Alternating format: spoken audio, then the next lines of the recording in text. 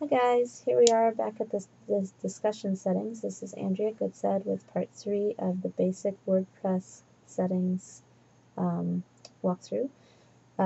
Here is a snapshot of what I have set on my discussion settings.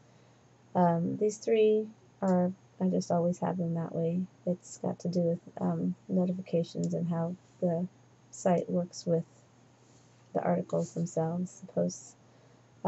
You want to definitely have comment author checked because you want to make people sign in somewhat, but you do not want to have them register because you won't get any conversions on comments.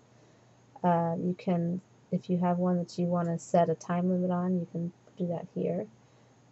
This enable threaded comments lets people reply directly below the comment that they're responding to instead of it getting all stacked in a long by timed arrival of the comment. Decide how many comments you want on each page. Sometimes it's nice to have a lot on one. Sometimes it's nice to just have a few. You definitely want to know when someone posts a comment and when a comment is held for moderation.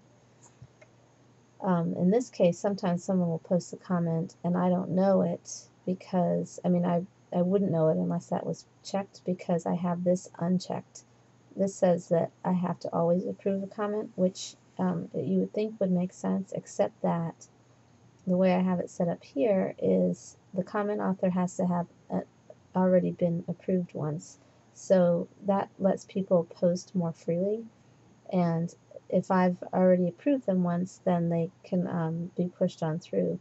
Now, to kind of safeguard against spamming in this case, because if I approved somebody once and then they decided to come back and hit my blog with a bunch of spam, I do have this hold a comment if it has more than one link, and often spam will have a bunch of links just trying to get links back to their sites.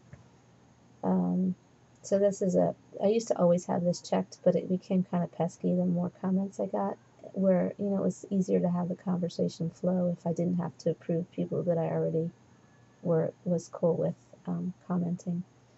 And that's it for this page. Oh, no, it's not. There's one other thing. You want to put there's something called a gravatar, which has replaced this functionality, so you can check don't. You're probably rated G. You can decide. And the mystery man, this is if somebody doesn't have a gravatar, what you want to appear otherwise. And this is just that blank head looking thing. Then save changes, and you'll move on to Mom, how's it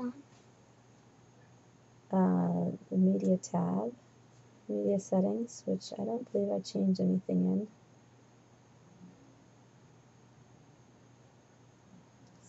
Slow. Okay, this is where you would dictate what's basic sizes, default sizes for your different. This is for video embedding. This is for your pictures. Where you want the files. Basically, I just leave the defaults. Settings. Privacy is a given. The choices are, do I want the search engines to find it or don't I? If you're here as a marketer, you absolutely do. It's the default, so leave it that way. And then the final setting is really, really important. It's called permalinks. And permalinks have to do with what your URLs read after you have posted a post. Normally, the default is this, which doesn't tell your reader or the search engines what your page is about. And so what you want to do is select custom structure, and then you can do this format, this / post name. Well, I guess I'll put this in the post for you. I do the .html because it's more like a website. Then you just save changes and you're done.